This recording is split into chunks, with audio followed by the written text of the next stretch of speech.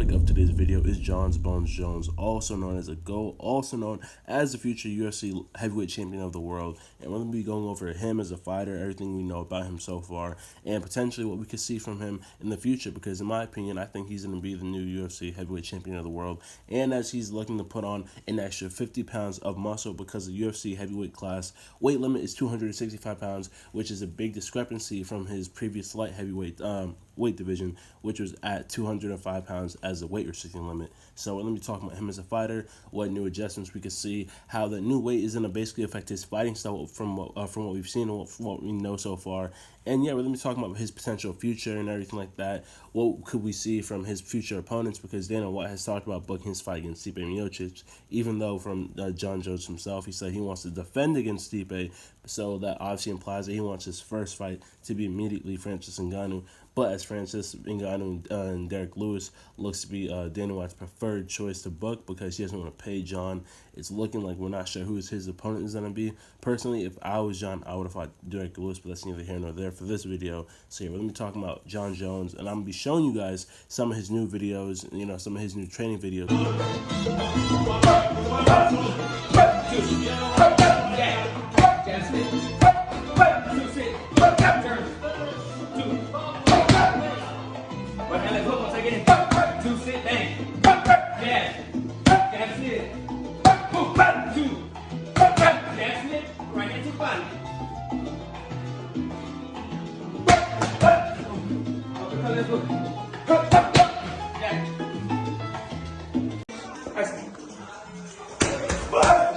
There we go. Over here. Yeah. Yo. It's working. Come on forward. Step slide. Step slide. Nice and rested. That's right. Beautiful slide. There we go. There we go. 30 seconds. Beautiful. Just like that. Finish. Let's go. Boom, two.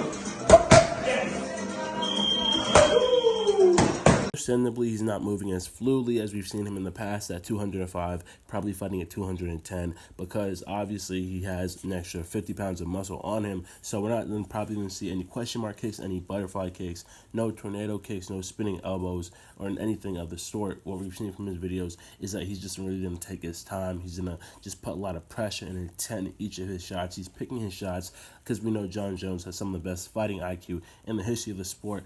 Obviously, that goes into how he fights too. That's why he's able to do what he does, and that's why he is the GOAT. And yeah, so as he said in his Instagram post right now, he's just focusing on putting on the weight and making sure it's proper weight because he doesn't want to be fat and sloppy when he gets in the octagon. He wants to make sure that his body itself is as tuned as it can be, because not only is gaining the weight something new for him, especially if it's that amount of massive weight, but being able to fight, having it as fight weight is completely different, because obviously when you look at professional athletes, they weigh X amount of this, they weigh X amount of that, but being fit and then being fight fit are two different things. Not only is he going to have to develop that strength and that mass, obviously, but he's going to have to make sure that his strength is fundamental strength, that his strength is movement strength that translates, from the weight room to the octagon. And that's something different. That's something entirely different. This is why you see professional athletes, they get hurt and they get seriously injured when they step inside the boxing ring or the, MMA octagon, because, being fight fit and being fit are two different things. It's a whole different thing.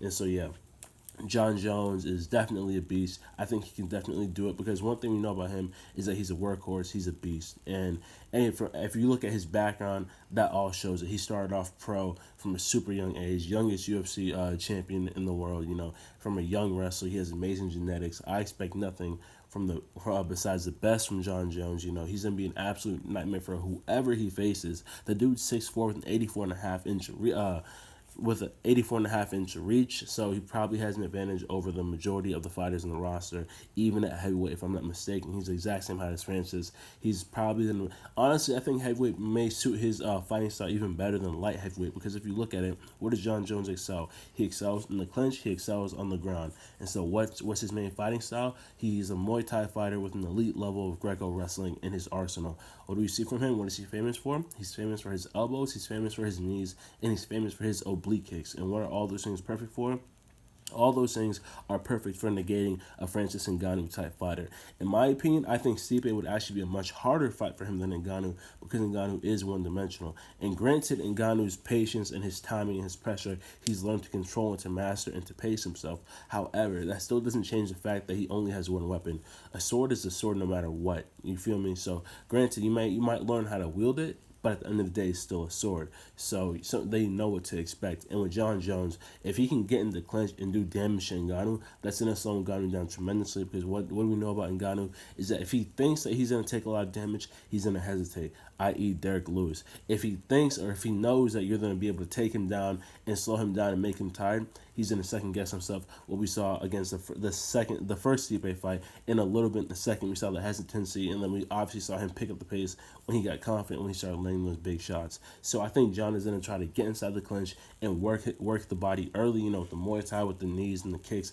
And also, I feel like he's going to use the fact that he has extremely long legs, and he's going to keep him at bay. I feel like we're going to see a lot of Francis trying to charge, and Jon's going to throw. He's going to feint that oblique kick, which is going to make Francis stop. He's going to make Francis learn how to, probably think Tyson Fury when he fought Deontay Wilder. I think that's sort of going to be the approach that I think that's going to be the exact approach, honestly, that we're going to see Jon Jones take the Francis Ngannou, because as Jon said in his Twitter post, if you don't take me out within the first round or two, I'm going to break you. And I think Jon Jones, from what we've seen from him on Twitter and everything, he wants his respect. He wants to be like, he wants that Floyd Mayweather, he wants that Muhammad Ali type respect that he's earned, and rightfully so, honestly. And I think he's going to use Francis Ngannou to make that statement. So I expect nothing less than, honestly, a banger, a backyard, barnyard fight. But I expect dominance from Jon Jones, no matter if he faces Stipe or Ngannou. And I think he might be more dominant over Ngannou than Stipe, in my opinion. But yeah, guys, these are my opinions on Jon Jones. Let me know what you guys think about Bones at 250. Do you think that he honestly has a shot against Francis Ngannou or Stipe? Do you think we're going to see him get the crown? Do you think Dana White is going to pay him? Let me know all your thoughts down below. And don't forget, if you already haven't, to subscribe to the channel and hit the notification button. Or if you don't at least want to hit the bell, at least hit the like. Do something for me. Do something for a player. You know what I'm saying? Support the channel. I really appreciate it. It really helps the channel grow. And yeah, I'll catch you on the next one.